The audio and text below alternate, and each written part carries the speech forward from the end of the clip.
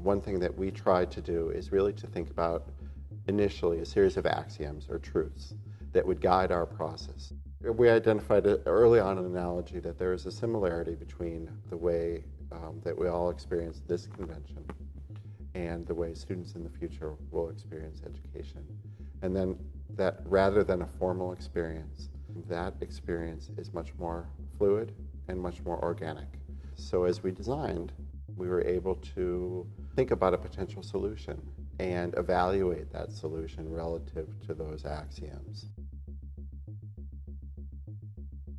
I think the power that architecture has to inspire is to allow the students and the learners, the children, the adults in our buildings to dream a little bit about what's possible. How can breaking down the traditional classroom environment, traditional school environment, recreating in a different way, how can that really support an innovative, forward-thinking kind of school experience? And architecture plays a big role in that as a learning environment. To allow technology into the classroom where students have instant access to lots of information, lots of collaborative learning, not only in the classroom, but also remotely, being able to bring remote teachers into the collaborative environment.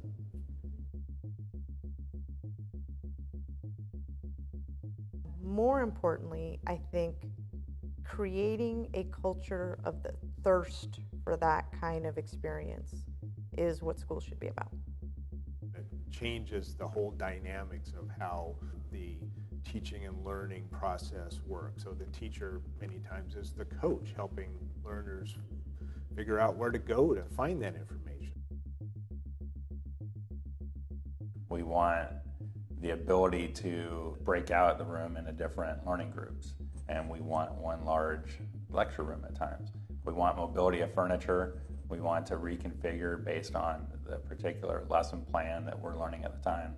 And understanding how technology can support and not inhibit those efforts are huge. We know learning doesn't necessarily happen in school. It can happen anywhere. And especially now as technology becomes more a part of our lives, that certainly is something that happens more dramatically everywhere.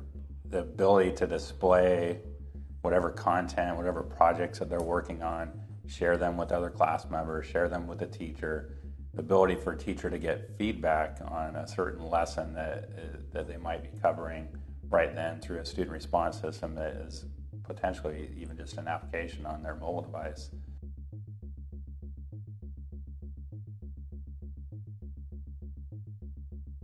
If we can provide ways that they are able to find other collaborators that for a moment in time share that same interest, that their path to education, to knowledge, is really structured both by their individual interests as well as by the collaborators that they're able to find. And whenever we talk with someone, our interests will take a slightly different direction, but there is a natural process of coming together and alignment and then divergence.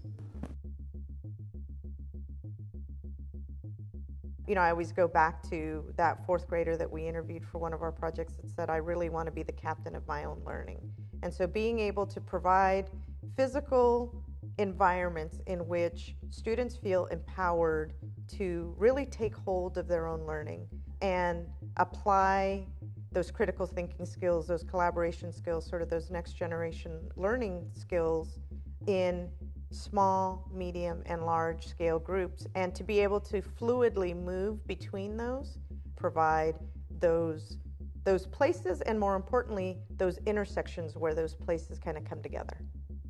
Being able to bring real-world expertise from across the nation into a classroom is very valuable and helps to develop our students in getting the highest quality education, because not every teacher is an expert on every single subject. So being able to bring those subject matter experts into the classroom remotely is a huge win for our educational system.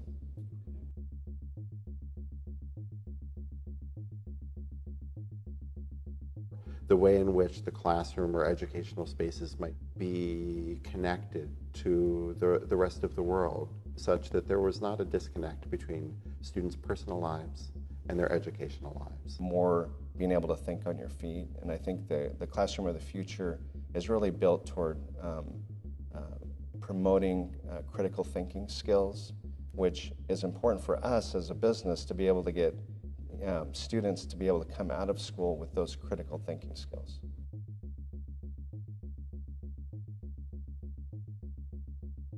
The classroom is meant to be there to support learning, and the learning environment is changing, right? We're no longer talking about the sage on the stage approach. It's all about what is it that the students are interested in, and how do they come together and share ideas and ask questions and dig deeper into what supports their own interests and where they want to go with their learning. And create these spaces that have a different feel that will evoke a different response in people who are in each of those environments.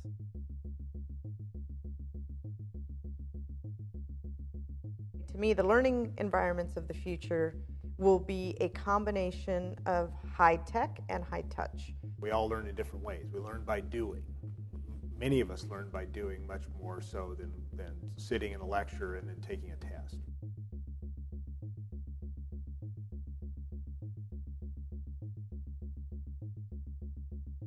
Bringing the world to the school, bringing the world to the classroom. Now, whether that's the immediate environment around the school itself, bringing the outdoors in, taking certain kinds of learning activities we would traditionally do in the school and taking them outside, whether it's at the school, in the community, in the neighborhood.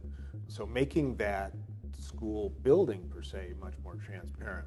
So along those lines, we're starting to see electric lighting taking their cue from daylight and not just having the lights come on and stay on all day, but change throughout the day. So circadian adaptive lighting is a new technology that's just in its infancy but has some really cool potential.